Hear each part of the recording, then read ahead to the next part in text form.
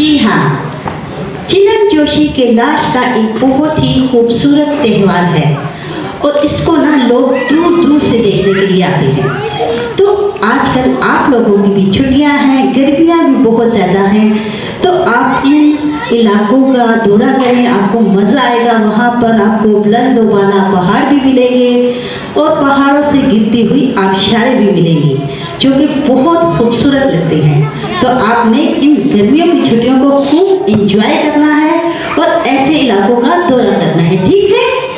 जाएंगे? मैं तो जरूर जाऊंगी, हैं? तो जिनको गर्मी बहुत लगती है वो तो जरूर जाएंगे और मुझे गर्मी बहुत ज्यादा लगती है तो मैंने तो हर सूरत में जाना है, ठीक है? तो आपको भी यही मशवरा है कि आप भी जाएं। तो आइए देखते हैं वादी कैलाश का यह खूबसूरत सा रक्स, कैलाश रक्स।